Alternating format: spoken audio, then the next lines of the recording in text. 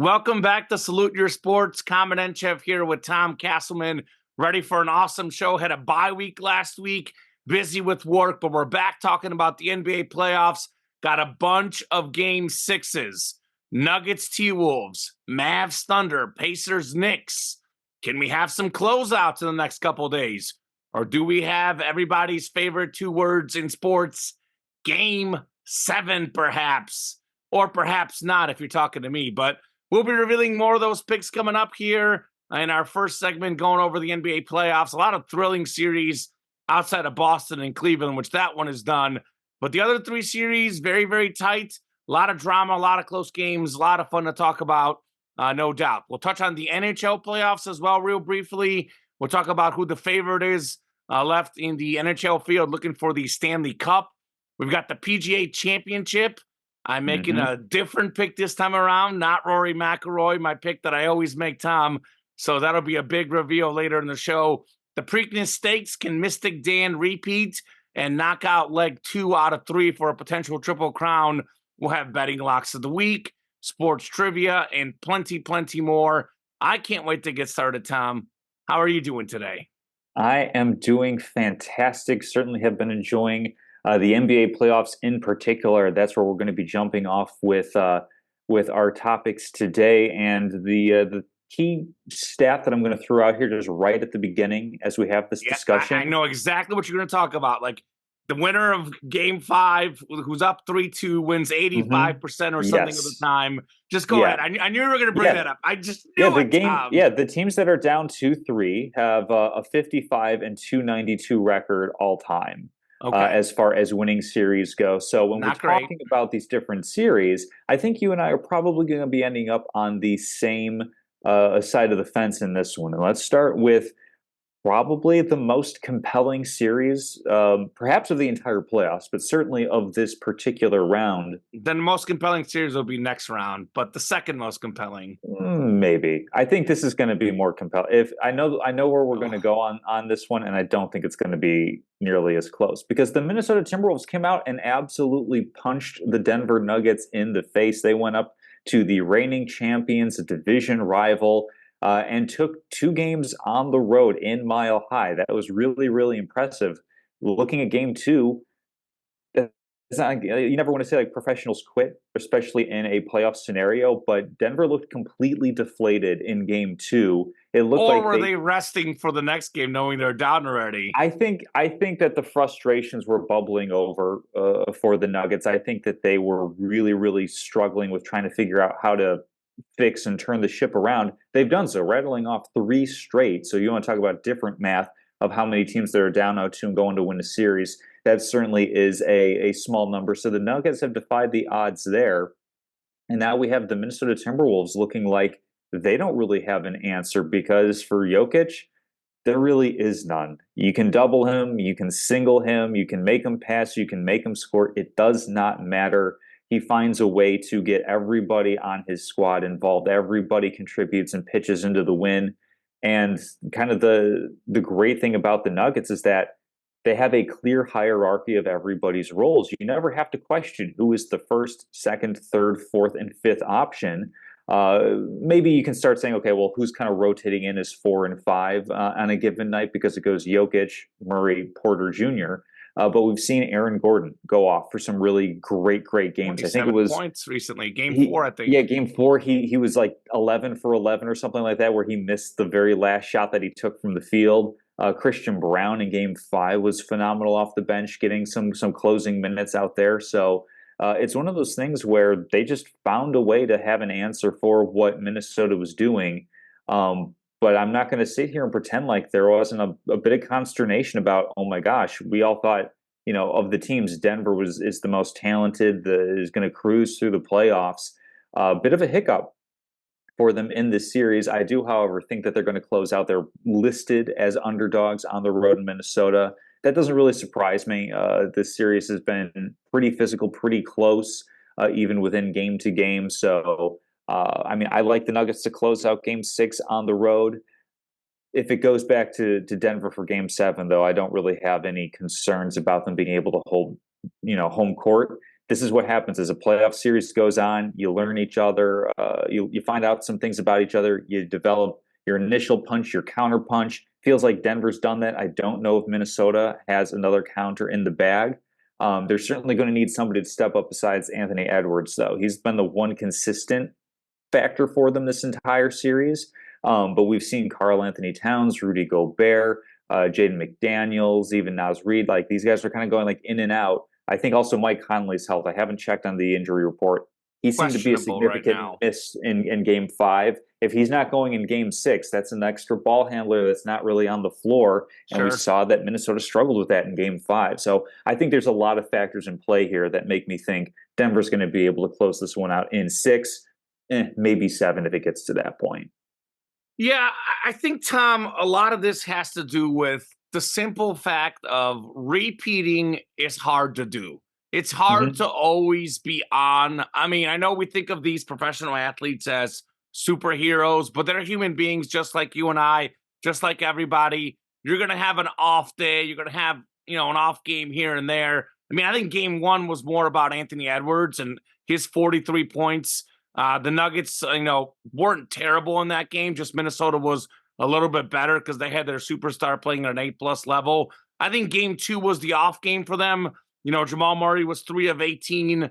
Jokic, 5 of 13, which is really unheard of for him because, this guy, he's shooting over 50% every game. So I think, obviously, give credit to Minnesota. They played great the first 2 games. For me, Tom, this has more to do with just the sheer nature of just winning every single game, every single series. It's hard. Like, playoff games are not meant to be easy. There's no more back-to-backs. You play the same team. You're scouting for the same team. You're going to get the other team's best shot. And, we're talking about the final 8 teams left. These are going to be really good basketball teams. So I'm not terribly concerned about the Nuggets. Did I look at that series and I was like, for a second, like, hold on a second. But I actually still thought they would win after game 2.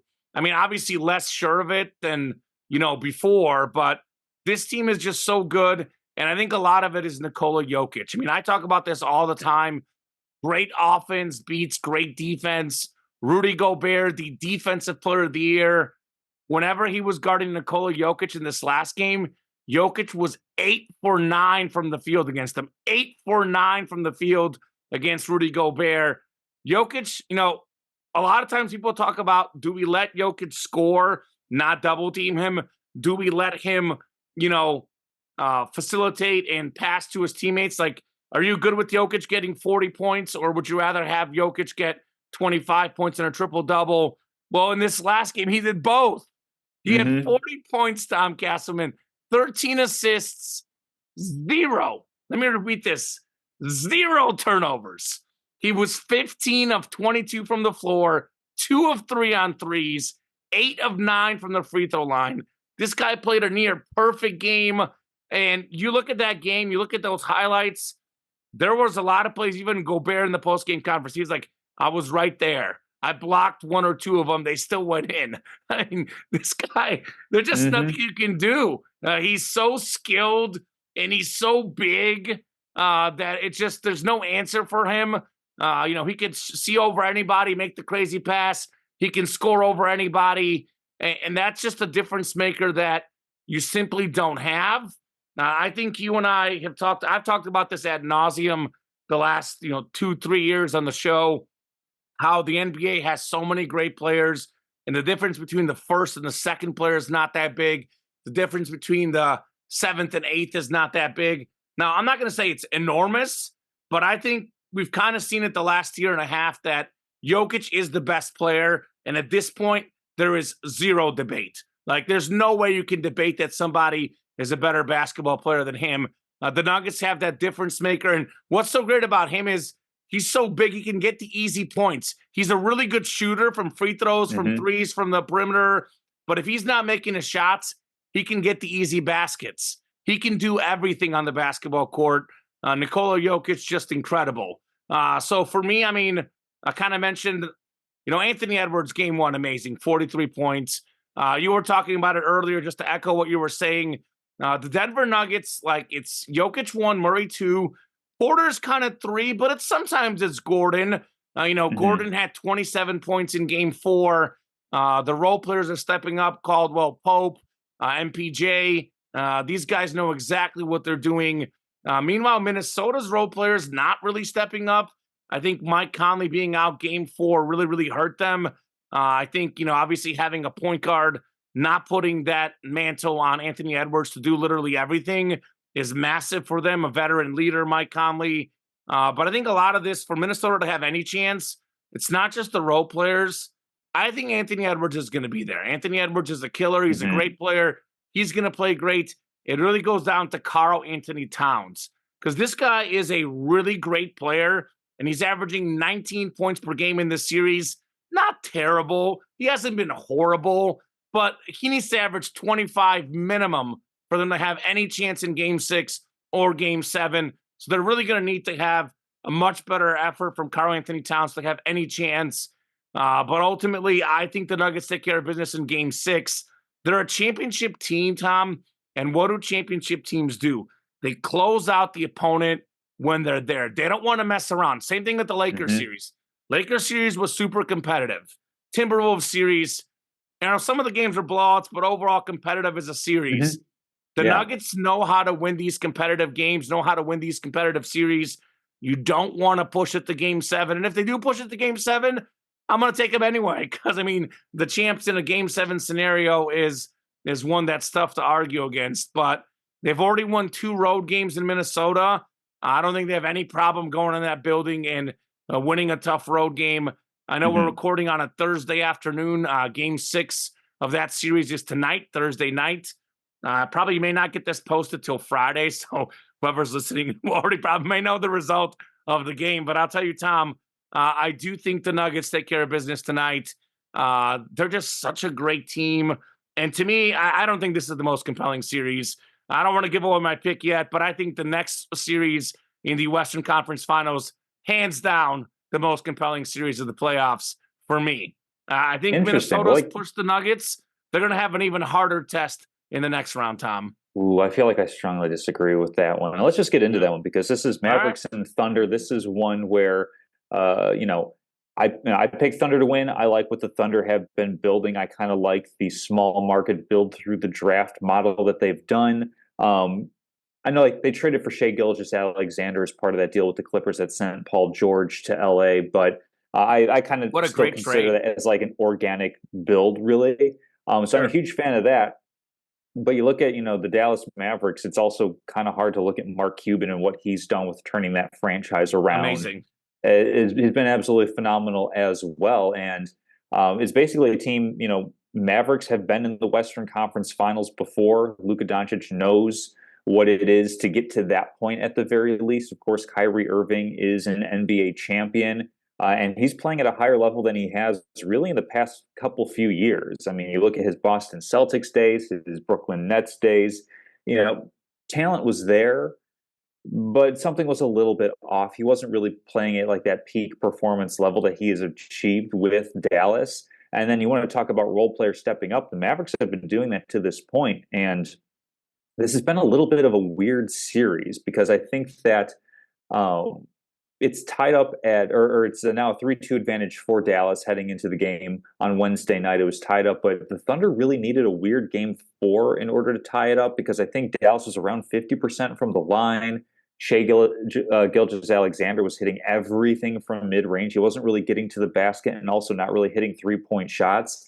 And even then, it was still a pretty close game. So this feels like a series that, while it is 3-2, it feels like Dallas has been a little bit more in control. And I'm not really sure necessarily how much to attribute that between you've got a more experienced coach in Jason Kidd. You have obviously far more experienced players than what Oklahoma City has. I mean, Oklahoma City was a team that coming into the season, the expectation was they're young, they're talented. Let's see kind of where they end up. And they ended up really surprising and doing well, getting all the way to the first seed, the top seed in the Western Conference. And clearly the talent is there. This is a team that's going to be around for a while. It's just a matter, I think, of this upcoming offseason. What do we do? What do they do with some of those picks to maybe get a superstar on that team to kind of help uplift even more the players that they have, or if not a superstar, uh, proven role players that are They need going a to second contribute. scorer. Yeah, They need one desperately. I mean, between like Chet Holmgren and Jalen Williams, I Yeah. feel like they're pretty decent there. I think that they could It's probably it use a second go-to guy, though. I it's agree with you there. three. If they want to be a championship contender, you want those guys as your 3-4, Mhm. not as your 2-3, Tom. Right. Yeah, yeah, I can agree with that. Like, I'm projecting a little bit more development out of these guys as they continue to like learn and grow and get better.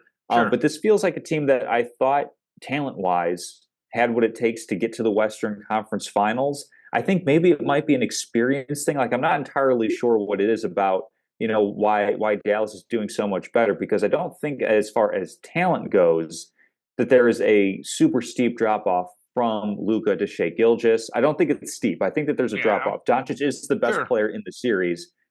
Maybe it just goes to the fact that Dallas has the first and third best players in the series, and then kind of Mhm. similar to Denver. Maybe it's just that their role players are also good at just filling the needs that they need to fill, and because they also have a clear hierarchy, that's why Dallas is 3-2 at this point, and I think they're probably going to close out the series too. I'm a little bit more confident they can go to 7 games, a Mhm. little bit more um, than the Nuggets and the Timberwolves series.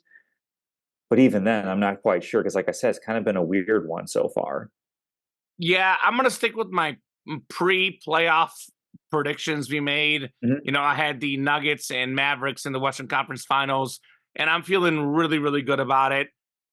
I personally think, just for me, Tom, I think you're overrating OKC's talent a little bit. I think Chet Holmgren's young. I think that's the key for them. Like, can he be more aggressive?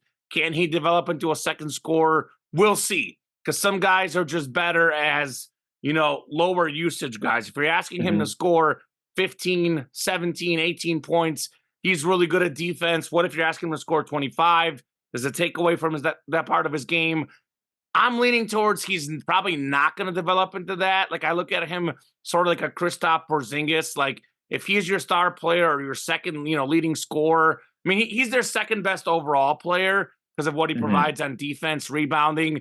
But if he's your second best scorer, you're kind of in trouble. So I think I look at him more as a Porzingis. If you want to be a contender, you want him to be your third, fourth, spread the floor, shoot the ball, an athletic piece, but he's not necessarily the season scorer per se. Mhm. I think OKC, to me, at this stage of who they are, Tom, I think they're a team that plays hard. They have great chemistry. They're young, they're athletic, but I look at them as more of a regular season team. I don't really think they're a postseason team. I think a lot of it doesn't even have to do with the experience. I just think the Mavericks are simply better. I mean, Mhm. Luka's the best player, Kyrie's the third best, but the Mavericks role players, like, are they playing up to their talent, or are they just better? I mean, you watch this series, they're better. I mean, like PJ Washington, like, is he overperforming? I guess. But I mean, he's playing incredible right now. He's getting about just under 20 points per game, shooting, I think, at like just under 49% from three. I mean, that's incredible.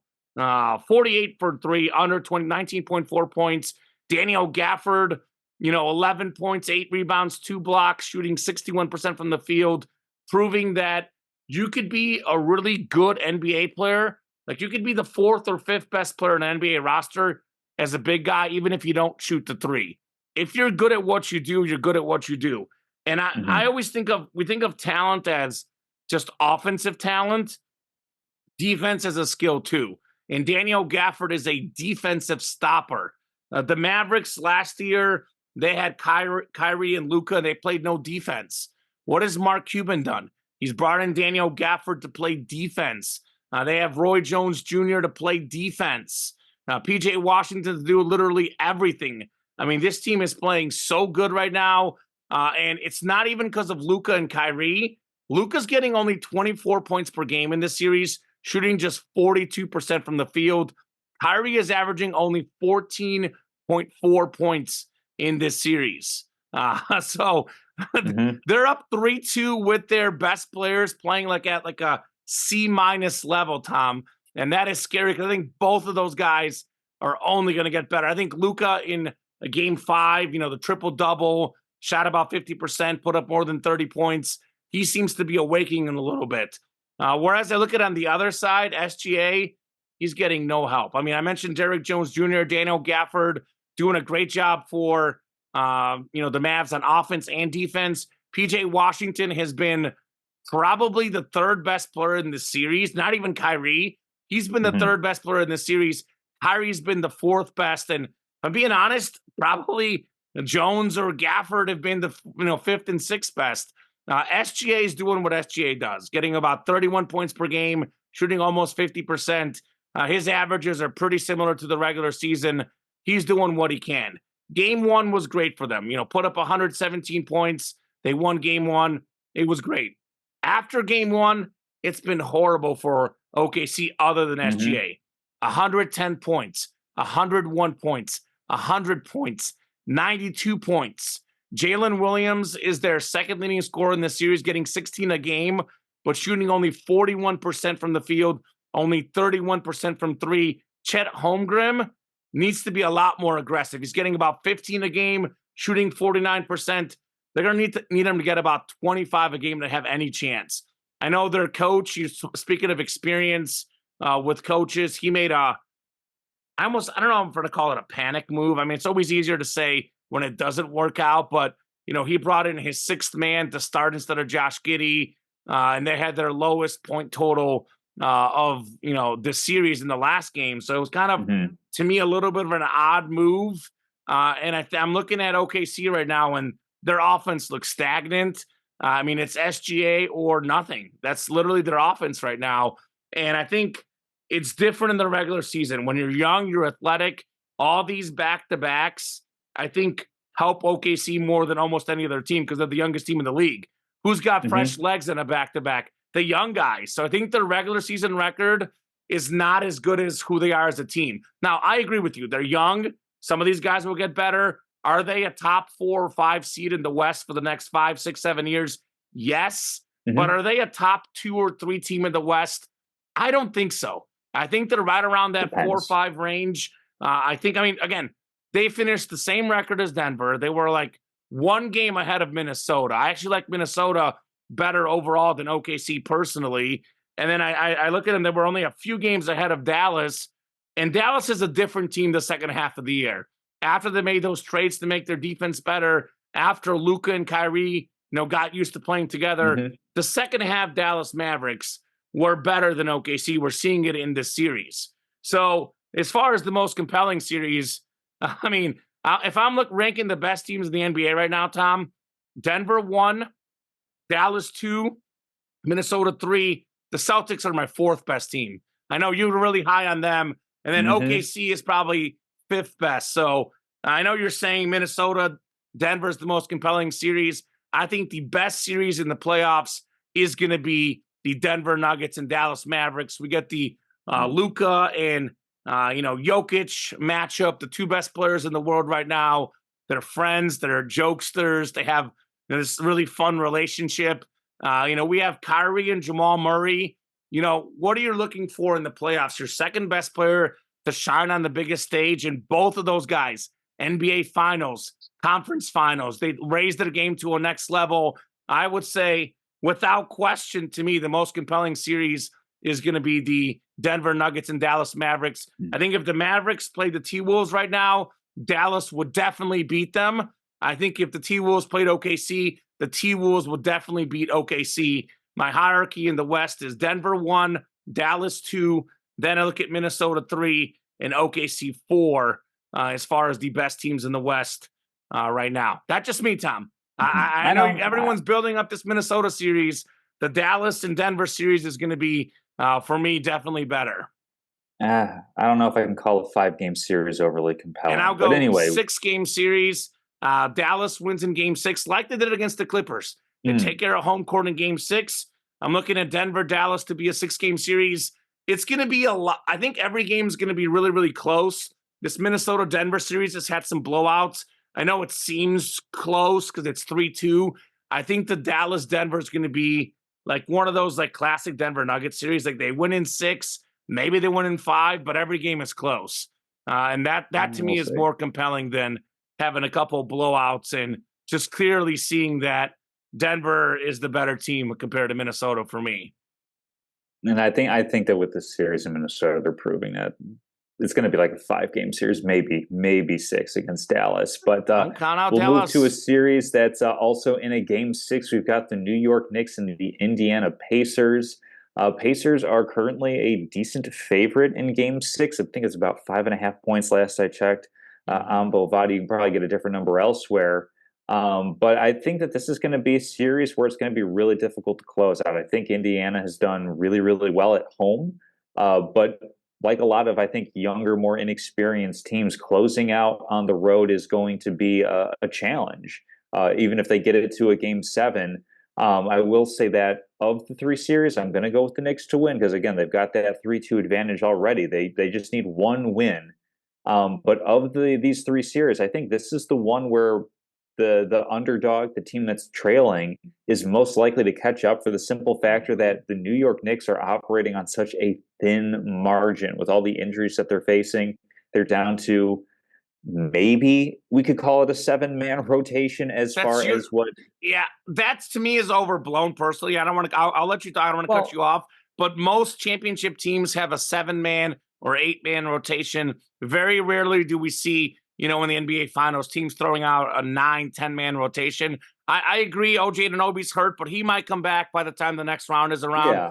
They've had the injury to, their second best player has been the whole year. Like they've known about this for a while. Yeah, to Randall and then Mitchell Robinson. But what I'm saying is, like, they have a thin margin of they have a thinner margin. Thibodeau doesn't play with the bench anyway. We know because, well, like if somebody gets injured, if somebody's in foul trouble, all of a sudden, what little depth that you were going to be using anyway is already sapped. It's already gone. I think that's where the danger comes in. Like we've already seen Jalen Brunson, playing, nicked up, whether it was like a calf or an ankle or something like that, it affected where him, he came out for about half of the game. But like if that does happen, if that happens in game 6 or game 7, like that's what I'm saying. What I mean when I say the Knicks have such a thin margin to work with as far as advancing through. I think that they are better than the Pacers. I'm a little bit surprised that that the Knicks, being a smaller team, that they've been able to overcome Indiana and the length that they have, whether it's Tyrese Halliburton, they're Pascal a good Siakam. Rebounding team.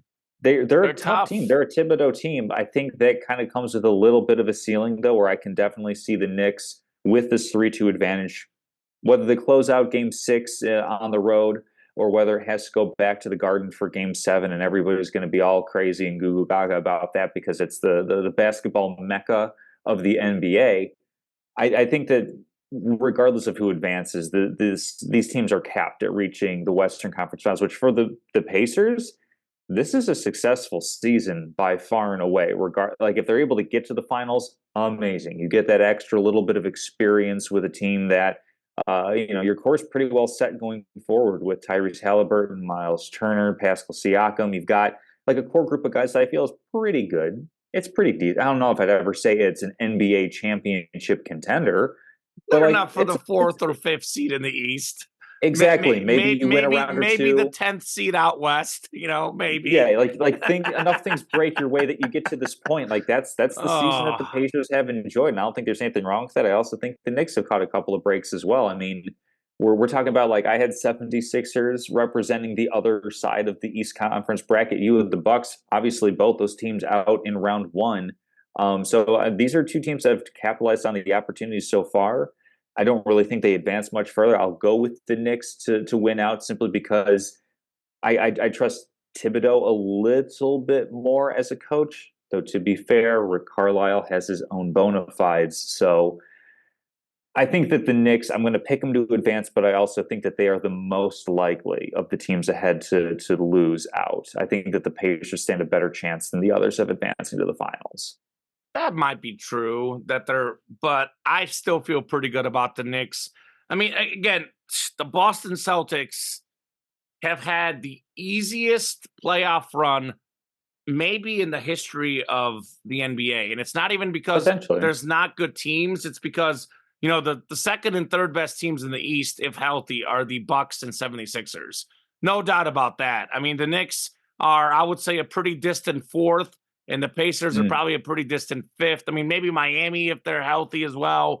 But, I mean, I This mean, you can is, throw Cleveland in the mix. Like Cleveland's a fairly representative team. I think that they and were they've been really hurt by injured though. That's Donovan the whole Mitchell. thing. Yeah. Donovan Mitchell has been injured. So Boston has played Miami without their best player. Hmm. They've played Cleveland without their best player. So it's not even that like the NBA has, I think the players are better. There's a lot of depth in the NBA, just so much that the way the injuries have stacked up, everything has kind of fallen Boston's way here.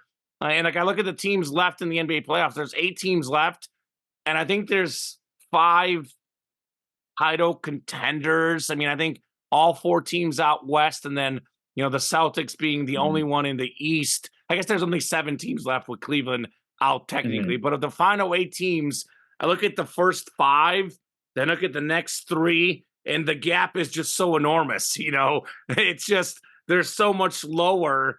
But I definitely think the Knicks are the better team here.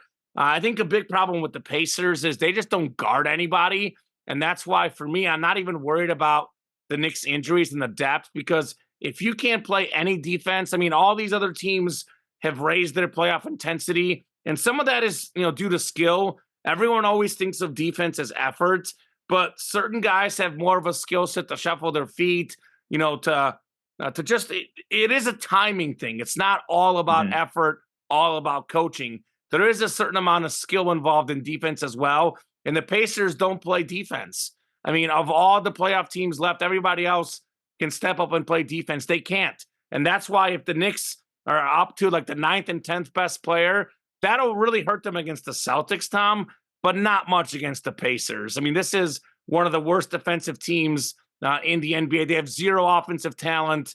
And Tyrese Halliburton he's one of those stars that you never know what's going to happen from him. He's so inconsistent. He's just Hmm. not there yet as a superstar. Whereas Jalen Brunson, I think he's become a superstar. I mean, they have nobody that can guard him. He's putting up 32.6 assists in this series, shooting a high percentage. He's the best player. The Knicks are better on defense. They're tougher. And talk about the Nova Knicks. I mean, with the injuries right now, their 3 best players, their 3 leading scorers are all Villanova national champion teammates. DiVincenzo, Hart, and of course Brunson. And what does that mean? Those guys are used to playing, I know it was at the college level, but they're used to playing in a national championship scenario, and they're used to delivering. They're more clutch. They're more Hmm. seasoned. The Pacers are only here because Giannis got hurt. Had Giannis not been hurt, the Pacers would not be here. Let's be very clear about that, Tom. This Indiana team, as an overall basketball team, should not be at this stage of this round. It's only because the Bucks got not only Giannis. If a healthy Dame Lillard had played every game that series at 100%, they still wouldn't Hmm. be here. So they're here because of injuries. I'm torn on game 6 just because, the Pacers they seem to play so much better at home. A game 6 is a toss up for me. But I definitely think even if it goes to 7, I think the Knicks are going to win. And I really, really like Jalen Brunson. I mean, this guy is playing out of his mind. So it feels weird to say that at 3-2, I might agree that I'm the least confident in this series, but I'm Hmm. actually pretty confident in all 3. I mean, I'm almost like jinxing Yeah, that's myself, fair. but if I had to bet right now, and maybe I should actually look at this as a parlay, if I had to bet like all 3 of the teams up 3-2 make it versus one of them doesn't make it, I would bet on all 3 to make it. It's probably about Hmm. even odds, I'm guessing. I got to actually parlay that. Series Yeah, go for it. winners. Maybe that'll be a bet for me to make because I feel pretty good about all 3. Now that's knock on wood. If I'm saying that, Luka goes down or Brunson goes down, that changes everything, of course. But Hmm. assuming these guys are where they are now health wise, I think all 3 of the teams up 3-2 should clear out these series. And the Knicks Pacers might be the only one that goes 7. I'm about 51% sure Indiana wins game 6. Not super confident, but Hmm. if I had to pick one, that would be the one that goes to 7. My gut says that Denver and Dallas shut the door in game 6 and doesn't, push it to 7, Tom. Yeah, that all sounds pretty in line with what I'm feeling as well. And of course, we'll move over to the NHL as well as we are in conference semifinals there. and similarly far along. I mean, we've got 8 teams remaining out in the Western Conference. The Dallas Stars holding a 3-2 advantage over the Colorado Avalanche. Canucks and Oilers are tied up at 2. And then in the Eastern Conference, Panthers got a 3-2 lead on the Boston Bruins. And the New York Rangers have a 3-2 lead on the Carolina Hurricanes as well, Common. So out of these teams, who do you think who's your one team that you're looking at picking to go all the way to the Stanley Cup final, to win it all, to hoist the trophy at the end of it? Who are you looking at, and why? Yeah, so I'm looking at the team I picked before the playoffs started. I know we didn't do I don't think we did a formal playoff pick 'em here for hockey, but I mean, I work at work, a sports memorabilia job. Our customers are always talking sports, and my pick was the Dallas Stars, and I'm going to stick with it. I mean, they won a tough 7-game series against the Golden Knights, the defending champs. And I know a lot of times in the NBA, we look at like the superstars, especially deep in the playoffs. Who's got the best 1-2 punch? Who's the superstar that's going to shine? Hockey is extremely different. I mean, we have, second, third line, sometimes a fourth line. I mean, this is a team game. Dallas is the best team right now. Doesn't mean they're going to win because hockey is funky, but I'm going to pick them. They had the second best record in the regular season, the second best goal differential. They're playing great hockey right now. They were clutch in Game 7 to knock out the defending champs, Golden Knights. Anytime you beat a team that, defending champs knows how good they are in Game 7, Dallas was even more clutch. I think they're in control against the Avalanche. I know they're up 3-2, but they were up 3-1. It would have been a sweep had they not blown Game 1. I kind of look at it as the Nuggets game where they had a bad Game 2 against Minnesota. They had a bad, third period against the Avalanche. I mean, the biggest hockey names, McKinnon, Matthews, McDavid, Kucherov, all these guys are superstars. I looked at ESPN, the rankings of the top hockey players in the playoffs. And maybe it was the ones left even. I think it was before the playoffs started, actually, the list, because the Lightning are already out. So they didn't have a single Dallas Star in the first 15 best players. And that doesn't matter, Tom. I love how they do it by committee. I mean, they've proven they can win a game 4-5-1. They've proven they can win 2-1. They have a great defense. They have a great goaltender. They can win close games. They can win blowout games. They currently have, Tom, as far as their playoff leaders in points, 3 guys between 11 and 13 points, 9 guys with 5 points or more. They got the best second, third lines. They got the best overall team. I know it's going to be easy to pick, the team with the flashy stars, like Nathan McKinnon and the Avalanche. Like, they should be the team that wins this series. He's a superstar. McDavid, he's a superstar. But I think Dallas has the best team. They might not be as flashy. They might not have the best player in hockey, but they've got the best team, period. Unlike the Dallas Cowboys, who can't win in the playoffs, the Dallas Stars can. We'll have the Dallas Mavericks in the Western Conference Finals and the Dallas Stars in the Stanley Cup Finals. A lot of exciting times in Dallas for sure. We had, Dallas area, the Texas Rangers winning for baseball last year. So a lot to be excited as a fan of the Dallas area sports teams. Yeah, I think that's a really good pick coming out of the Western Conference. I'm going Eastern Conference with my team because, what are the hallmarks of what I look for, not just in hockey, but just about any sport. I look at point differential, in this case, goal differential, and the team that had the best in hockey this year, the Florida Panthers. Here's the thing, though, my team had the second best, by the way. Yeah, they did. Yeah, okay. Go ahead. The Florida Panthers, not the best team in scoring. I think they were 11th in goals scored. The key is second in goals given up. They were 1 behind the Winnipeg Jets, and then the next few goals given up, 15 goals more than what the Panthers give up. So really, really good defense. I feel that's something that you can count on as far as all the tired cliches of the goalie stands on their head and the lucky puck bouncing one way or another. The Panthers do a really good job of limiting that sort of stuff with good defense. And then they have a pretty balanced attack as far as, 3 of their centers are, among their top 5 point scorers, getting assists and goals. So just like a really balanced attack there from Florida. And of course, from a storyline perspective, I always like cheering for a team that hasn't hoisted a championship Sure. in their league before. So the Panthers were runners up last year. I think this is the year that they take that experience that they had. They're building on it. I think they're going to come out and win the Stanley Cup Finals this year. Hopefully, it'll be over the Stars. Hopefully, we'll have a nice, fun series to look at there as far We'll as look like the teams going up hockey against each experts, other. baby. Something like that, yeah. That's right. Nice. Another thing where we're experts in, or something along those lines. I want to do like a quick little flip, if you don't mind, coming and just jump into PGA because we have now a majority of the field in play. Okay, we're gonna do PGA, then we'll do NFL. That's and fine. then we'll do NFL there. And So Preakness. because I'm also on pins and needles here, looking to see who your pick is to win it all. I've got my guy Okay. pulled up, and I also am making a change from my usual. It's chalk, I know, but I'm going with Scotty Scheffler here. Let me refresh on ESPN. He just started. He eagled the first hole, so already he's 2 under. Xander Schauffele is currently atop the leaderboard. He is done for the day at 9 under. But Scheffler, he is, absolutely great at driving the ball, and this is a course where you have to be good at driving. This is going to be a long course. There's a lot of par fours on there, just a sprinkling of par threes.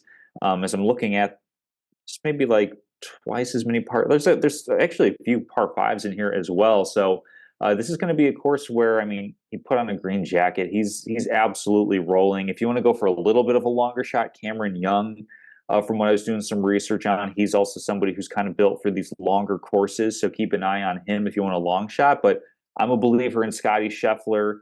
Not quite at Tiger Woods' level of being automatic. I think that's really, really tall timber to chop down.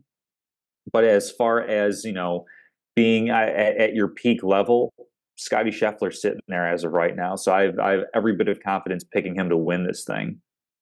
Yeah, I'm going the same way. I mean, it's chalk. That's my pick. I mean, look, Rory McIlroy, I always like to pick him. He's been so close in recent years.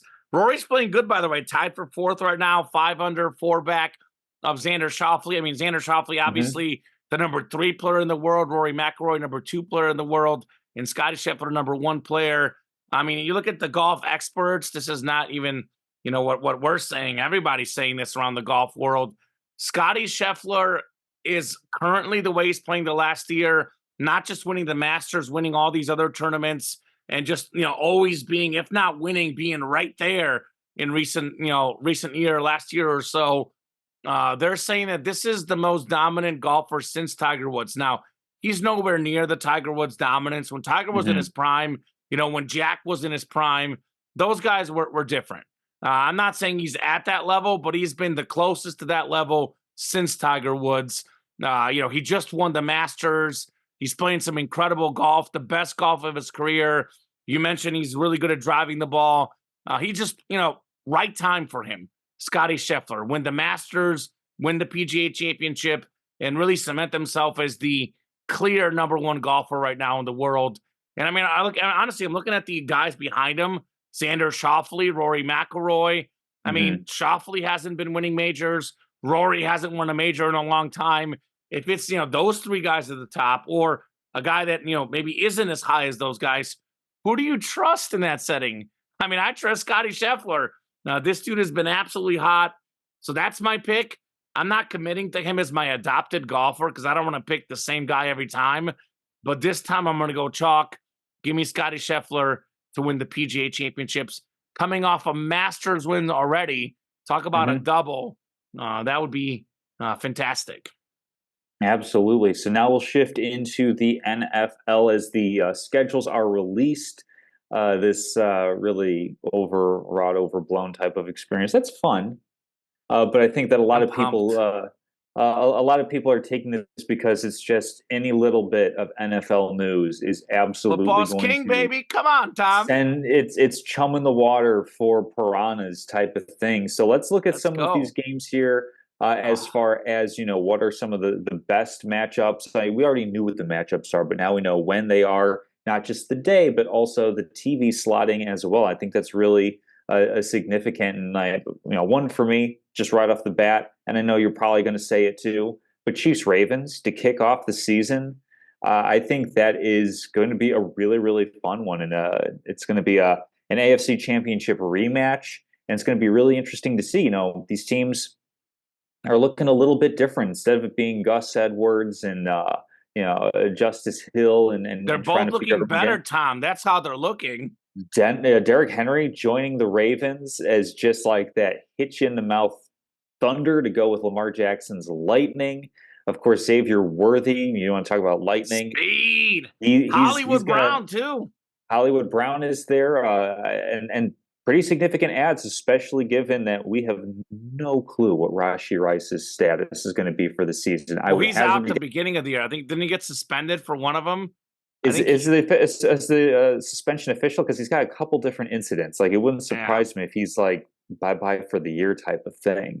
The other incident he was cleared of, the Okay, one involving the police, I believe it was a verbal altercation. Somebody claimed that he hit somebody, which he didn't. There's footage yeah, of it.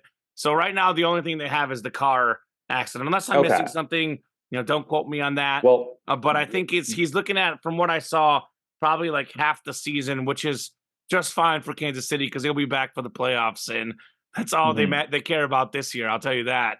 Yeah, but yeah, like outside of that first one to kick off the season comment, I mean, I've got a couple here, but what are some of the ones that you're looking at as is kind of big matchups that you're looking forward to, with the usual caveats of, you know, by the time we get like to week 4, half the league's going to be injured. By the time we get to week 12, your team is starting quarterbacks that you've barely ever heard of before. Like, it's fun to look at this now. This is where kind of like that hope springs eternal, and we're all going to be like, oh, it's like Madden, like everybody's going to be healthy all the way through. Everyone's going to be hurt when Or we you get to can that have point. superstars that you never heard of being household names like Puka Nakua, the That record-breaking happens rookie too. receiver last year that came out of Yeah, there's going to nowhere. be a lot of stuff that we don't have an idea is coming along, but Rookie we'll go with record as of for right now. What are you looking catches, at? yards. Hmm. I mean, Mr. Relevant, Brock Purdy.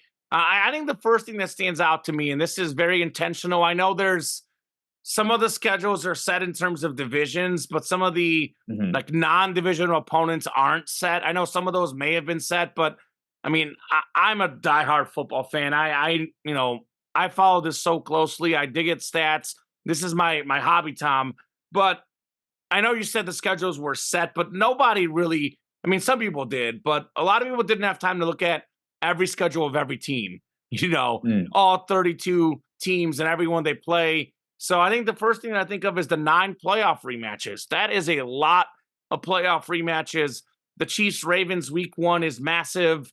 But I mean, we have Stafford back to Detroit again, a rematch of a playoff game. That's really fun. I mean, I think Chiefs and Niners again, Super Bowl rematch later in the year. That screams, holy cow. We have Detroit against the Niners in a rematch of the NFC Championship game. We have Ravens Texans on Christmas Day. Hmm. Man, I mean, I almost look at that. Is that a passing of the torch? Because I know the Ravens beat the Texans, but I think Houston with getting Stephon Diggs, getting Nico Collins, Tank Dell, all 3 of those guys healthy together at once. I mean, this is, very early, but the biggest threat to the Chiefs for me, Tom, it's not the Ravens. It's not the Bills. It is the Houston Texans, the second best team in the AFC right now, Houston. Who would have thought that after 2 years ago? So I think Hmm. that's almost like a passing of the torch game for me. Looking forward to that. The 2 Christmas games you mentioned, Steelers and Chiefs, Ravens and Texans, Christmas on Netflix, a little bit different feel. Luckily, I do have a Netflix subscription, so I am set. We got 5 overseas game this year, including our first game in South America, the Eagles Hmm. and the Packers, the second game of the season. There's a lot of really, really good games. I mean, other of these playoff rematches, we have the Lions and the Bucks are playing each other again. We have the Ravens and Texans, like I mentioned, Bucks and Eagles. We have 49ers and Packers. I mean, that's become a nice little rivalry the last few years as well. So a lot of these potential playoff rematches, a lot of potential for revenge games, a lot of Hmm. drama. There's so many awesome games to look forward to. I mean, the Yeah. NFL was so loaded. I mean, all these teams are so good. I look at the AFC North, I look at the NFC North. I'm like, AFC East. I mean, who the heck is going to come out of these divisions? I mean, I know we've got the two Wests, the AFC West where Chiefs are top dog, and we have the Mhm. NFC West where the Niners are top dog. Outside of those two divisions, I mean, every division is wide open. All the wild card spots are wide open. I mean, I'd argue AFC South pretty safe for the Texans as well. But there's just Could so be. much intrigue in the National Football League. As a Bears fan, Caleb Williams, how is he going to do against the Packers? Justin Fields never beat them. We get the Caleb Mhm. Williams, CJ Stroud matchup week 2. Yep. That is super exciting. Have that one written down. I mean, this schedule is great. And then as a Chiefs fan, the other thing that stands out to me is, I mean, this Chiefs not going to be easy. Just like last year, their schedule was brutal. This year, the Chiefs play the Niners, the Ravens, the Bengals, the Bills. They have a lot of really, really tough games for the Kansas City Chiefs right off the bat, too. Ravens and Mhm. Bengals week 1 and 2. I actually think they're catching the Bengals at the right time. Since he always seems to do better down the stretch, is Joe Burrow going to be fully healthy? Because one thing we learned about Joe Burrow is that he's not Mahomes coming off an injury. If Joe Burrow was healthy, he's a top 2 or 3 quarterback in the game. But Joe Burrow does not have the same pain tolerance as Mahomes, because Mahomes can win playoff games in one Mm. ankle. Joe Burrow last year coming off an injury really, really struggled early in the season. Same thing for Jalen Hurts. Some guys can play through pain, Tom. Some guys can't. About 90% of the guys can't do that. Mahomes is part of that 10% that can. But Jalen Hurts, Joe Burrow, these great quarterbacks, when they're nicked up, they're not the same players. Mahomes seems to be the same guy no matter what, because he's Patrick Mahomes. But Yeah. I definitely think the Chiefs the first 2 weeks, if they're going to play the Bengals again, they're one kryptonite. I'd rather play them early before Joe Burrow is fully healthy, because Burrow struggled last year coming off an injury. Then he started picking it up. Then he got hurt again. So that'll Mhm. be a very intriguing thing for me to see. What Joe Burrow do we get this year? Is he going to be like a Derrick Rose where injuries add up and he's going to be just a solid player, or is he going to be the second best quarterback in the game? Which, if he's fully healthy, he's the only guy that's beaten Mahomes and the Chiefs besides a certain guy named Tom Brady. So love all these rematches, 9 playoff rematches. So much to look Yeah. forward to, Well, and it's and going to be an awesome schedule. we've got the rematch, not just of a playoff game, but also of a trade where we've got the Rams at Lions in Mm-hmm. week 1 on Sunday Night Football. Like, that's a really big one right there. I also kind of like looking at some of these lower key games. Thursday Night Football usually gets dinged, gets knocked as kind of being a subpar football product. So how do you kind of, lipstick up that pig? Make it a storyline game. Make it Sean Payton and the Denver Broncos playing New Orleans and the Saints, in week 7, just middle of the season. Like I said, that's the time of year everybody's kind of like banged up. You got, some teams are going in and out of their bye weeks. That's how you get eyeballs on those sorts of games, in addition to them being an island game. And then as a Bears fan, week 18, that feels like that's going to be a really big opportunity for like a passing of the torch type of thing, because the Packers, with the first time starting QB last season, Jordan Love, got into the playoffs as a wild card team, found some good success, beating the Cowboys, of course. This is the type of game where, like you said, it's been a minute since the Bears have beaten the Packers, and going into Week 18, I think the Bears are going to be greatly improved over what they've been the past couple of seasons, but they're nowhere near that, like you said, that top echelon of the top, 3, 4, 5 teams in the NFL. They could develop into that. That's something that we'll be waiting and seeing. But I think it's far more likely that week 18, that could be a game that's ending up on Sunday Night Football, because it's a win and in situation as far as either team being a wild card team, or perhaps, dare I say, dreaming big, even a division team. I don't necessarily think that's going to be the case. Jared Goff is playing, I think, 14 games inside of a dome this year. So I think the Lions will be good. I think their offense will be Just good, got paid. because Sprinkle that money. that's an optimal situation for Jared Goff as far as his quarterback play goes. He's significantly better in controlled environments. So I think that Detroit still is the team to beat. in that NFC Central. The Packers certainly are close behind as they kind of went through starting out strong, dipped down, recovered. It'll be interesting to see if the Bears are going to be able to do that, particularly with having all of their in division games after I think like week 11 and on. Is like I don't think they're facing anybody in their division before that point. So I think that's going to be a really significant game as well for the Chicago Bears. So lots of good stuff to look at. Go ahead. No, go ahead. I don't want to cut you off. I just wanted to make sure before you wrap up that segment, I had a couple other things to add. Yeah, no, like it's just that, like it's a really compelling schedule release. You know, obviously Bears fan keyed in on that, like you said, week 2 against the Texans. I believe it's week 8 against the Commanders. You get Caleb Williams and Jaden Daniels, the 1 and 2 overall picks at quarterback in the draft this year. So there's plenty of storylines really for a lot of these different games. Yeah, the Bears schedule looks pretty good, Tom. I mean, there's no easy schedule in the NFL, but it looks relatively, easy-ish, like playoff potential schedule. I'll put it that way. But yeah, I definitely am super pumped for this schedule release. It is just, it's exciting. I know you say that it just, it gets the juices flowing. I mean, I want to see football. Just a real quick aside to the schedule, I just happened to notice some of the betting stuff out there right now. And out of the NFC favorites to make the Super Bowl, nobody's betting on the Niners. Only 2% of bets going to the Niners is the NFC champs. Yeah. More than, I think, like 26, 27% going to the Lions. The Eagles are the second favorites. And the Bears are the third favorites, according to the betting markets. Chicago money is so stupid. I'm just saying, the third favorites, according to the betting, to come out of the NFC. That's where what you do is you put down like a $5 or a $10 wager. And it's kind of similar to how bookies made a lot of money on the Cubs winning the World Series because nobody wanted to cash their tickets. Everybody wanted to hold on to the betting ticket, the winning ticket that the Cubs would win the World Series in 2016.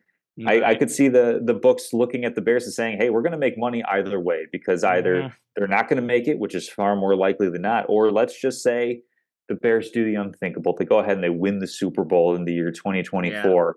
Everybody's going to be holding on to the first Super Bowl winning ticket since 1985 for the Chicago Bears. So I think the bookies are really good on that one. I think a lot of people are probably fading the 49ers as that Super Bowl runner-up fade. That seems to hit just about every single team. I mean, look at how we were talking about the Eagles last year and where they ended up with their season. I say not so fast, Tom. I definitely would be a worry of doing that. I mean, I think the Eagles have done a lot this offseason. I think Jalen Hurts getting back healthy will be very important for them. But if I'm looking at the NFC and, assuming Philly gets everything together, which they should if they're healthy. I know they're losing Jason Kelce, but I think they did a really good job in the draft. And, the offseason, I look at San Francisco and Philly, and I still look at those two teams as the two best teams in the NFC. I mean, Detroit will be there, no doubt about that. They're an emerging team, but I would not count out the Niners just yet. I would say I wouldn't either. They are, to me, I still think it's Chiefs, Niners, the two best teams in the league, very early on Thursday, May 16th, 2024. Yeah, I'd have the Niners probably a bit lower than that, but still a really, really good team. Moving into the Preakness, which is going to be coming up, Mystic Dan with a photo finish in the Kentucky Derby. He is now the most recent entry in the number or the pantheon of horses that could potentially win the Triple Crown. He is at present the betting favorite. Last I checked, plus 190 if you wanted to put a wager. Odds.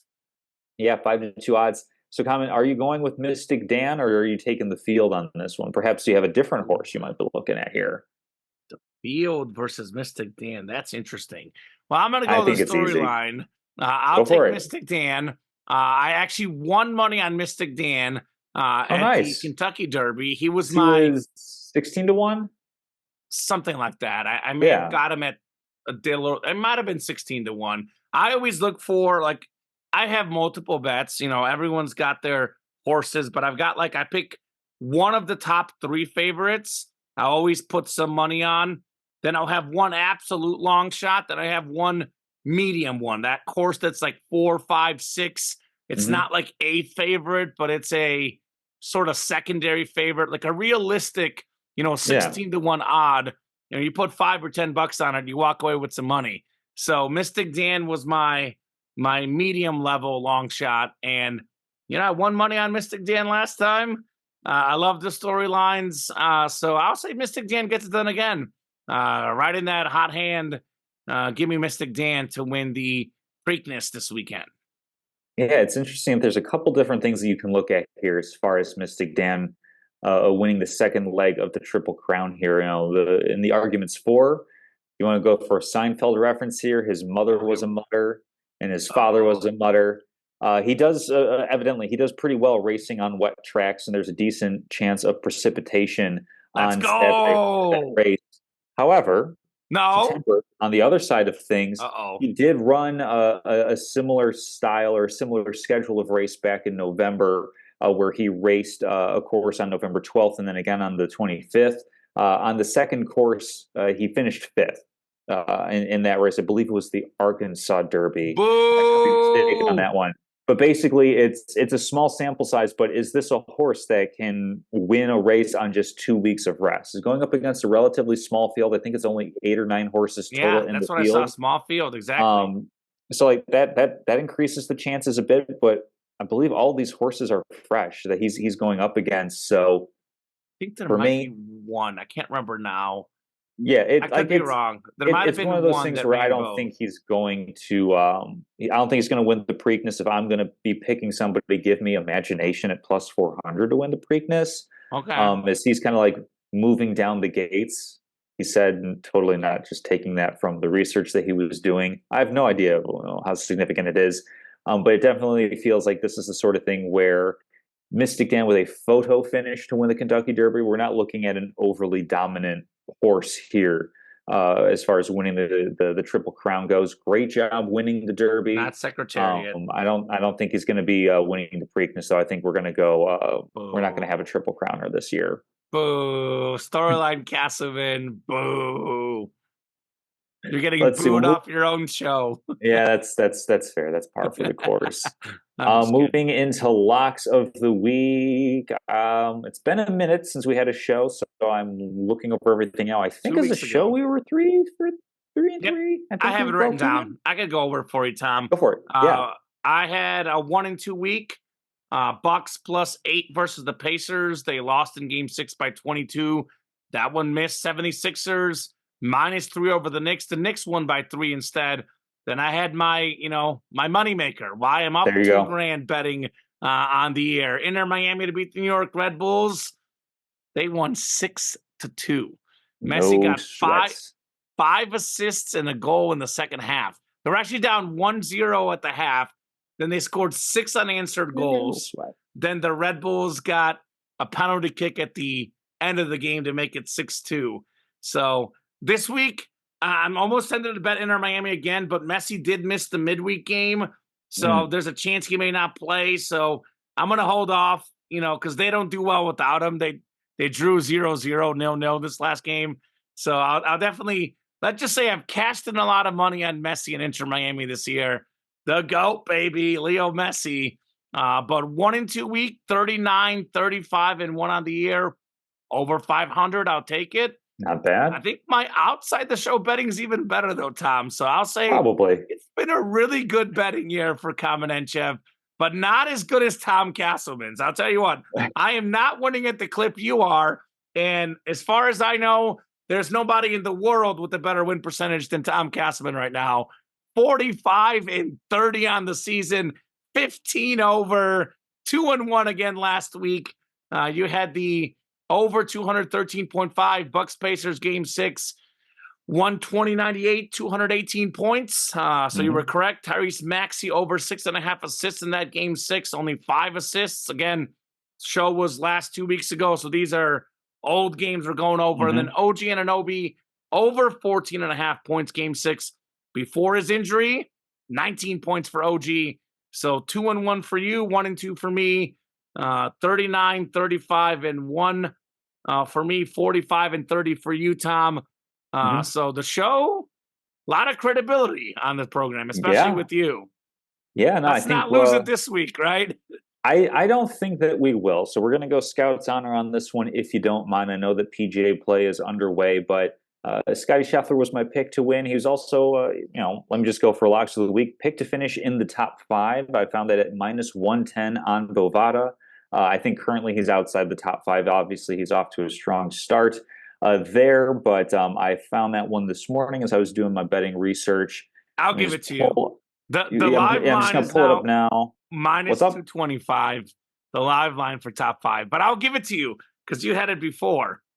Because he's off with That was Eagles. fast. He can't be like, 9 under because he hasn't played 9 holes. Yeah, yeah, But he's currently 2 under. He's parred the past couple of holes, but I'll go ahead with that one. I'll give it to I you. also like the Nuggets plus 2.5 on the road in Game 6. I think the Nuggets closed the series out on the road. I think that they figured out what the Timberwolves have been doing to them. I don't think that there's a counter punch for Minnesota here.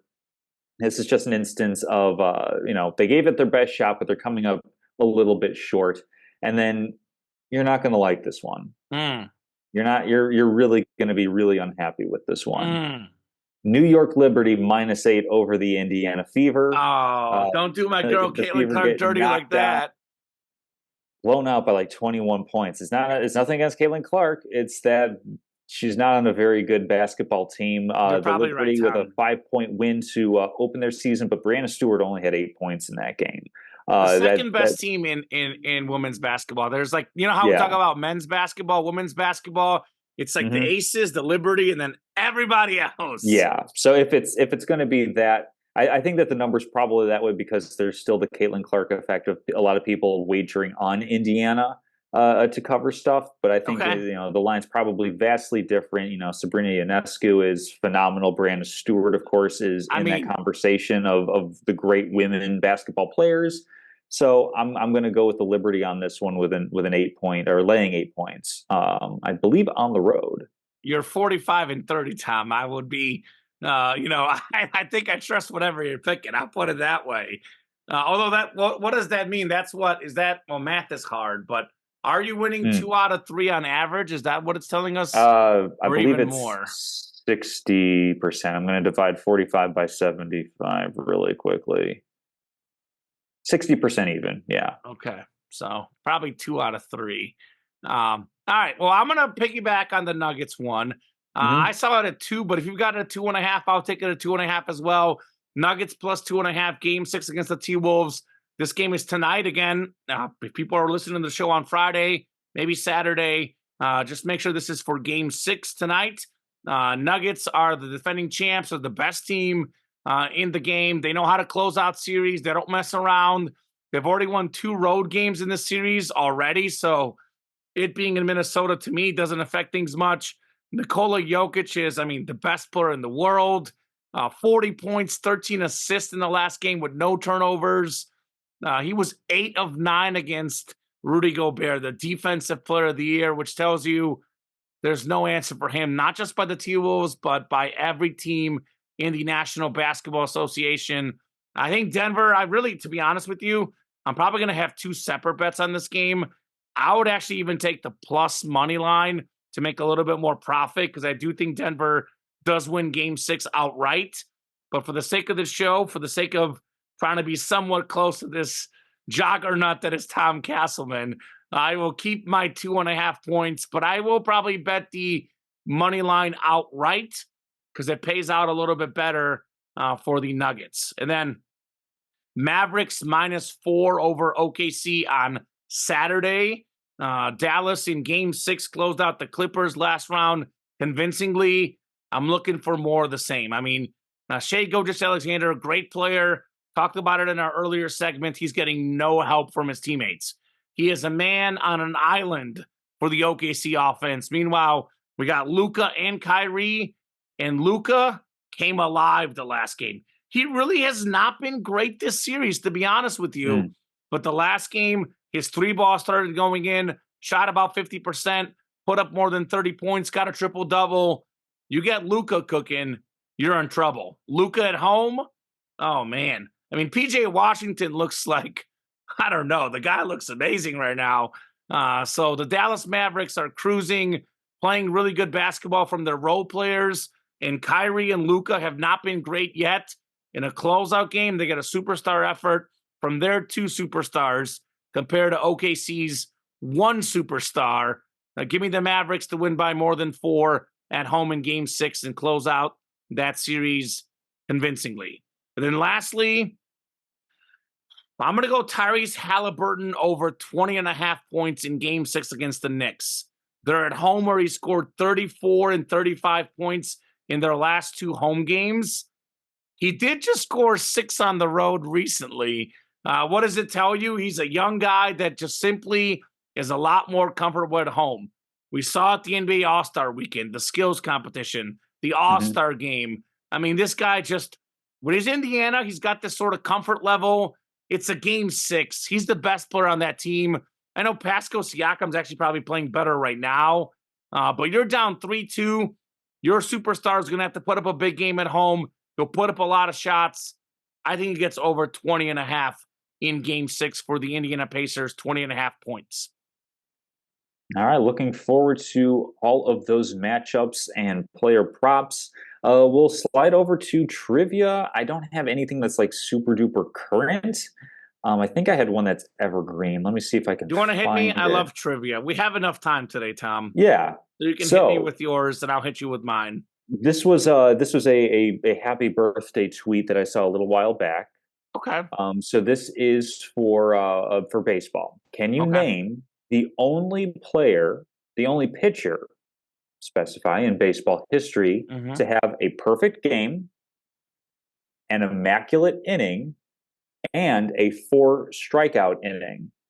All right, there's a few guys that come to mind. There's 3 that I'm thinking of. I'm going to guess all 3, and I feel like one of them is going to be it because I know the records for most immaculate innings ever, which are Max Scherzer and Chris Sale. So I'll start with those 2 guys. Are those the answers? Neither of them? No. Then the no-brainer answer when it comes to strikeouts, no-hitters, perfect games, my first answer would have been Nolan Ryan. Also incorrect. So I'll start out with the hint. We absolutely saw this guy pitch in Randy our Johnson. lifetimes. Not Randy Johnson. Roger Clemens. Not Clemens. You were a little bit warmer with Johnson. Curt Schilling, former teammate. No, He probably didn't get enough immaculate. That's not the tie. That's not the tie to him. No, not the tie to him. Randy Johnson, is it a lefty pitcher? Not lefty. Different connection. Different connection to Randy Johnson. Former teammate of Randy Johnson's, right? Has to be. Not teammate. So that's not the connection. Okay. But warmer. But that's why I went with Schilling. I mean, I'm just going to, this isn't it, but I have to guess him because he's great. Pedro. Not Pedro. Connection to Schilling. Is it a lefty pitcher? It is a right-handed pitcher. Right-handed pitcher. Trying to figure out where your clue is going with this one. Not a teammate, not a lefty pitcher, but he's connected to Randy Johnson somehow. Perfect games, immaculate innings, and what on their birthday? It was a 4 strikeout. So it was just like happy birthday to this player, the only pitcher in history to have a perfect game, immaculate inning, and a 4 strikeout inning. Yeah, so it's a guy we grew up watching, a right-hander that we watched. So I think he absolutely will be in the Hall of Fame. He's not eligible yet, so that's another clue. Is it Zach Greinke? Not Zach Greinke. Okay, Justin Verlander. No, I'm trying to think like connection to Johnson. I'm not struggling with the connection. I'm probably overthinking it. I'm just going to start naming great right-handed pitchers of our generation. There you go.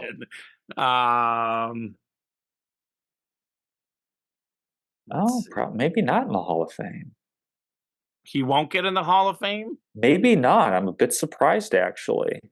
You thought the numbers would be better? Yes. Is it Big Sexy Bartolo Colon? It is not. No, he absolutely, I think, will be in the Hall of Fame. He's so much longevity. No, this guy had, let's see. He was good enough to be a Cy Young Award winner. Colon, by the way, ERA over 4 could do him dirty, Tom, for the Hall of Fame. Oh, yeah, I was thinking wins. Yeah. I would probably say no to Bartolo personally, but he does have a lot of wins. All right, Mhm. so this guy's a former Cy Young Award winner. So, I mean, we're talking about a really good pitcher here. Yes. Is that a guy that's injury prone? Not for most of his career. He's pretty durable. Okay, so it's not DeGrom because that was my next guess. Mhm. Um, No, I think my last clue is this is a player for whom you advocated ardently. oh, Felix Hernandez. Felix Hernandez. Because a Mariner, Yes, but he wasn't teammates with Johnson, but they're both correct. Mariners. Yeah. That's why I guess Kurt Schilling, because they're both Diamondbacks. But Yeah, Felix no, he Hernandez, King Felix, yeah, won the Cy Young Award in over CC. 2010. He had a 13 Part and of 12 record, but a 2.27 ERA. part of our Also, I college believe radio led show. baseball in innings. So he was, yeah, this is a rare thing through 249 innings. Mm. See, I was surprised. Like I always thought that he was better than what his numbers indicate, but on his career, 169 wins to 136 losses, an ERA at 3.42. Career WAR of 49.7. That kind of feels like somebody to me who's not really gonna. He's not going to make it on the Hall of I Fame don't know. ballot. I think he's going to be in the Hall 3.42 of Very is Good. pretty good.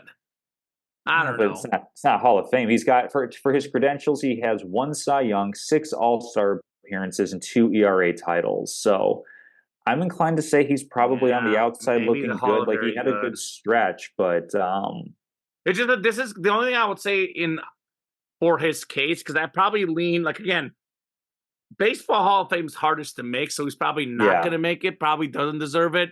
He might be in the basketball or pro football Hall of Fame Hmm. with a similar pedigree. The only thing I can say for him, and I lean no now that I hear the numbers, because 3.42, very medium, but wins aren't going to be as important going forward for Hmm. the Hall of Fame. I mean, even like, talk about prime of a career, talk about, wins. Sandy Koufax, I think, has less than 200 wins. Didn't pitch for that long, Yeah, but he but was his so good peak for was so so long. good. Yeah. His peak was better than Hernandez, but nowadays we're not going to have 300 game winners anymore. So there might be guys Ooh. making the Hall of Fame with 170, 180 wins, Tom, but probably a little bit better ERA, though. You might be right. You want to talk about like a crazy thing? He has 6 All-Star appearances. The year in which he doesn't have an All-Star appearance is the year he won the Cy Young Award. Mm-hmm. Wins the Cy Young, but not an All-Star that year. Weird. That is bonkers to me. But yeah, that's the trivia I have. Do you have one as well? Yes, mine Go is for it. extremely timely, timely as of last night. So as timely as it gets. Ooh, okay. Luka Doncic last night tied LeBron and Rondo with 6 triple doubles in the playoffs at the age of 25 or younger. There's only 2 guys that are 25 or younger at that stage of their career that had more than 6 triple doubles, aka more than Luka, LeBron, and Rondo. Can you name those 2 guys? And one of them had Okay. a lot, like a Yeah. lot more. So I'm going to say Magic Johnson's an obvious one. 20. Yeah. 25 or Yeah. younger, 20. Ooh. The next Another closest guy only had 7, only one more. So Luka will be number 2 on this list probably by the time these playoffs are over. Would it be Oscar Robertson? Wow, this is the best you've ever done, Tom. Oscar 2 for 2, Robertson. yeah. Well, I know that triple-double. he had that season where he finished like 3rd in MVP voting behind, I believe it was Wilt and Russell, and he had like Good. 30. He had, Good averaged a company. triple-double on the season. I Mhm. think that was a year like where Wilt was like 50 and 20, and then Russell has like I think it 30,000 was rebounds a 50 game. and 25. Yeah, 50 absolutely points and insane. 25 rebounds for the season. Absolutely. To this day, insane. the best season in NBA history. I don't care about the athleticism. I mean, 50 and 25 for a season. That'll Yeah. never be touched. That's incredible, Tom. Yeah. Yeah. Yeah. The game is too good and the load management is too prevalent for that to happen again. For statements of the You know week. what? You know which guys don't load manage? Jokic and Anthony Edwards. And look at where they're at right now. 2 guys that Yeah. are anti-load Trial by management. fire. Yeah. Yeah. And you know who load manages? Kawhi. Paul He's also like George, legitimately like KD. injured. These guys that load manage always get injured because their fitness isn't up. So Load It's management, a weird it thing. stinks, Tom. It doesn't make any sense. It's terrible. Get Yeah, rid of it out of our game. it makes some sense. Like But also the not way that some it sense. started was like Greg Popovich with like the old Tim Duncan, Tony Parker, Manu Ginobili. These guys were in their mid to late 30s, and the Spurs won a title by load managing these guys throughout the Like season, one. and then That's the everybody started load and that's managing. the only example that it's ever worked at. Yeah, I look at the guys that have load managed in recent years, after LeBron era, Kyrie, KD, Harden, George, Leonard, these guys have had no playoff success whatsoever. Because that's the yeah. tricky part about load management. If you're physically not used to playing at that level, your body is more likely to get injured. Like that's a scientific proof, Tom. That's why I Mm. don't think load management works. Like I get it if you have a very, very serious injury, you can sit, but Giannis is the same thing. Giannis has been load managing. His injuries have gone up like crazy. So the only guy I can think of that load management makes sense of with is just because he's so good at taking care of his body is Hmm. LeBron. And again, Yeah, he's older, but I think a lot of these younger guys, the load management is just dumb. Just yeah. dumb. But anyway, sorry. I get so passionate on this topic. I can go for 3 hours about No, why I load know. management is dumb. No, I totally get you on that one. No, for my statement of the week, I don't know if I've said this before, but kudos to each and every single one of the social media accounts for NFL teams and what they do with their schedule releases. But especially the It's Titans one. last year, the 2023 Titan one was good. The 24 I thought was really, that The was one not where good. they have the random people in Nashville guess the teams. Is that the one you're Yeah, talking about? Was that yeah, last year? that was last year. This year Oh, that they're was like, oh hey, amazing. I'm the one that like said the Red Stallions, and it just wasn't nearly as funny because I I, think I they were haven't trying to seen recapture yeah, lightning in a bottle. I It didn't haven't work. seen the new one, but the one from last year is the greatest one Incredible, ever chef's kiss made. on that one. No, Unbelievable. what Look it these up. social Look it media up. teams have done an incredible job of taking a mundane announcement and turning it into an enjoyable viewing content experience. And the reason why I say it's mundane is because as soon as the NFL season is over, we know who all the teams are going to be playing because, of But course, not you're going to have the everyone same knows, Tom. divisions. What do Not you mean? Not everyone the knows. information's available. Well, but Like, not everyone's out there seeking it. well, that's It on them, is what I'm No, saying. It's there's like the I think there isn't information's there a there. few games each year though that we don't know because I think you have your conference divisions, Mhm. but you've got like two or three others that you play that isn't just the conference But that's divisions. determined once the season's over because it's based on how you finish on terms of like you've heard of like, oh, they're playing a last place schedule. That means that you're just playing like certain other teams that have like bottom records or something along I don't those know. lines. So Like so how as soon come the as the Chiefs season's always play the over, Bills and Bengals though? Seems like they always play them. because they have a first place schedule. No, it's the sort of thing where like as soon as the season's over, much like the draft order, you know who you're facing. It's just a matter of okay, the logistics of when and where. So the reason I count this as a mundane thing is like it doesn't really matter to me. This matters a lot more to people who are like planning trips, if they want to go overseas or if they want to travel to like a certain city to see their team play. If they have folks coming into town, and it's okay. Let me buy Bears tickets Or if you around want the to go to a lakefront. Bears game when it's before it's December. Like for me, Yeah, I've exactly. got Like the Bears Rams game that's circled that's for where it's me already. significant. But it's more for that. You know, I know like a lot of people like to say, "Oh, I look at the schedule and I see 10-7 as the record based off of this," and it's absolute nonsense. Like I said, by week 5, everyone's But hurt. it's also the timing of the schedule too. I don't know. Yeah, I disagree. it's I love the schedule it's a release. mundane thing that the NFL and its teams have done a great job of making seem important, Well, they got me, and it Tom. really isn't. They got But me. I'm I pumped. I tip my cap. I doff the chapeau to those who make something You out of doffed the nothing. what? You doff the chapeau. Oh God, what that? Please explain. It's just like a fancy way of saying you tip your cap at somebody. Doff the language is that French? I believe chapeau is French. Yeah, Doff the chapeau. yeah. Let me go ahead and look up. I'll see if I can. Oh God, the Tom Castleman. It's been a couple weeks since we had a show. I forgot the Tom Castleman vernacular, learning new things here. Doff the chapeau. Yeah, let me see. Oh, man. Etymology. Yeah, French. Chapeau is a French origin. Okay. All right. Tough. All right. Well, I mean, yeah, the social media teams did great. We'll disagree about the schedule release. Agree to If it's for you, disagree. great. If it's Yeah, not for you, I completely understand because it's not really for me either. that's fair. All right. My statement of the week, I am getting sick and tired of these NBA talking heads disrespecting Nikola Jokic. I am a huge Shaquille O'Neal fan. He's very Mhm. entertaining. He's a good person. But I know it's been a couple weeks since we had the show, of course. So since we last had the show, Jokic got honored with the MVP. They announced it on TNT. And the first thing Shaq said to him was, "Congratulations, Jokic. Just so you know, I would have voted for SGA." And I was like, your network has the MVP announcement. Look, if you want to debate that he doesn't deserve it, do it afterwards. But you don't greet the MVP saying, "Oh, by the way, you don't deserve it." Also, it's a trash take. It's a trash take because this guy is the best player in the game. SGA, by the way, everyone's talking about the Thunder getting the 1 seed.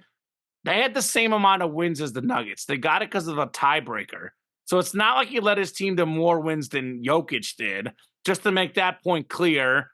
Mhm. And Jokic had way more rebounds, way more assists. SGA had a phenomenal season, Tom. He had at best the third best season. Luka was better. Points, rebounds, assists. I mean, the runner-up for me should have been Luka far and away because that, Mavericks team had to learn how to mesh together. New team, had some trades, new stars. They weren't as good the first half of the season, but the second half of the season, different Mavericks team with Luka. Draymond Green. Draymond Green. First off, I can't stand Draymond Green. You know I'm a Warrior fan. I cannot stand I Draymond know. Green. He is one of, I never use the word hate, but he is one of the most dislikable athletes in sports today. And it's not even like, I know we have some guys that like to get a rise out of guys like Rodman, but Rodman was just crazy and funny, and that's who he was. Draymond tries to play off a professional side, yet he's out there doing these crazy things.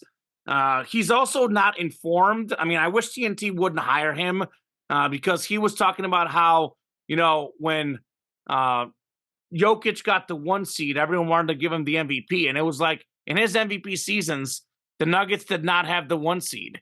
They were the 6 seed and the 2 seed, I believe. So he literally goes on his podcast and says statistics that are physically wrong. And he's saying that Jokic gets it for the 1 seed. Let's give it, why doesn't SGA get it for the 1 seed? It's like Jokic didn't get it for the 1 seed. Mhm. You were completely wrong about what you're talking about, Draymond. And I think a lot of these people are just wrong about Jokic. I think it's almost, I don't know if I should say this on the show, but I'm going to go ahead and say it.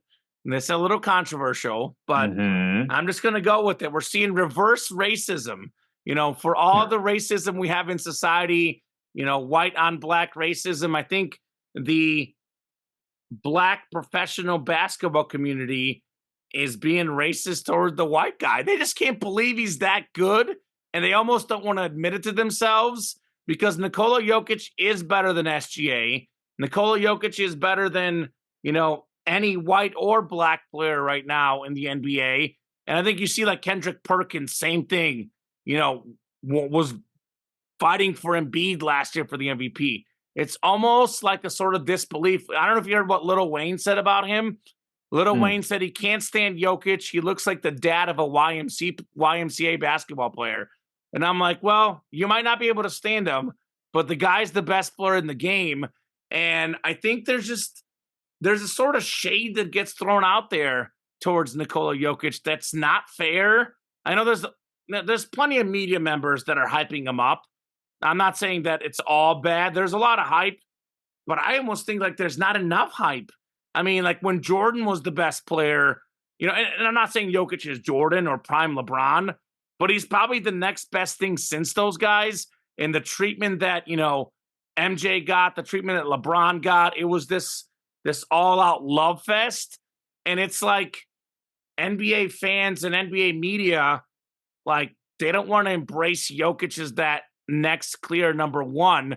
And that's rubbing me the wrong way personally. Because I'll tell you this, Shaq would not say that to LeBron or to Michael Jordan. If they had just won the MVP, he wouldn't say, oh, I thought Durant deserved it. I thought Kobe deserved it. I thought Karl Malone deserved it.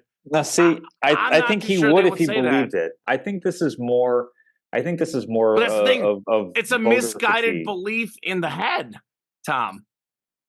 I think it's more of, what do you constitute as valuable? It's never been like a clear term. I think that this is more along the lines of there's fatigue for Nikola Jokic winning the MVP award, just like there was for Jordan, when Barkley got over him, when there was for LeBron, when Derrick Rose won the MVP over him. I think it's just one of those things where, Shai Gilgeous-Alexander is, fresh, new, really ascended into this superstar role.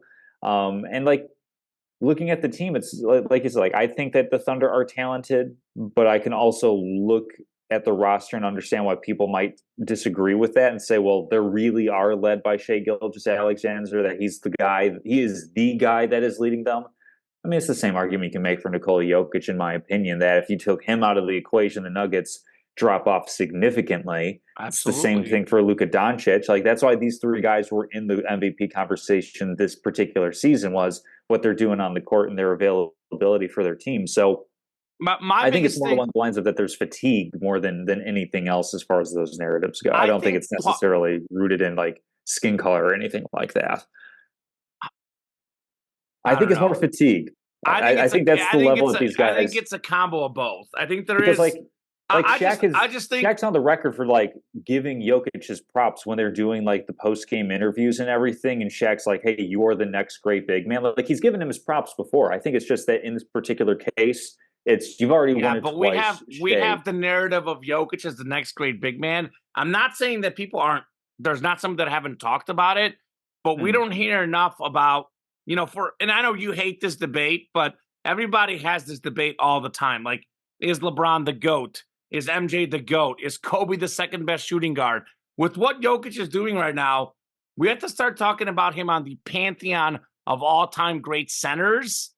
And we're not really having that discussion with Nikola Jokic. So I agree with you. Again, this is a sensitive subject. I'm got to be careful with my words. I personally think there's a little bit of what I said, a little bit of what you said. It combines together. I just think there's not this feeling around the basketball world that he is the clear number one player. Whereas when, MJ was at his peak, LeBron was at his peak, even Kobe at his peak at one point, those guys were respected as the best players in the game. He doesn't get the same respect any of these other past superstars have gotten. And maybe he's a little bit lower than those guys, but I mean, we're talking about Jordan and LeBron, the two best players to ever play the game, because that's the pantheon that Jokic is starting to enter. Now, longevity is a big thing.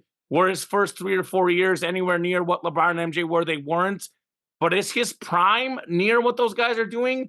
It's certainly near. It's certainly near what those guys are doing. No doubt about it. So I just think this guy's getting a little bit of disrespect, whether it's voter fatigue, whether it's, outside other factors out there. It's probably a combination of many different things. It's not just one answer. There's different people that have different beliefs, but just in general, whatever the reason may be, it feels weird to say, but a now 3-time MVP and maybe a soon-to-be 2-time finals MVP is actually getting disrespected among basketball circles, and it rubs me the wrong way personally. But that's just me, Tom. Yeah, no, it's totally fair. Yeah. All right. Well, fantastic show as always, Tom. We'll be back next week. We'll be talking about the Western and Eastern Conference Finals. Might touch on a little bit of baseball. Obviously, maybe possibly some hockey. Just a lot of great sports talk in general. You'll be happy there'll be no NFL schedule talk. I definitely love the schedule, unlike Mr. Castleman over there. But there will be plenty of great talks to be sure. So Absolutely. Thank Looking you. forward to it. Yeah. Thank you, Tom, for co-hosting, producing, doing a great job as always, working together. Thank you so much to all the viewers, the listeners. You guys are great. And we'll see you next week.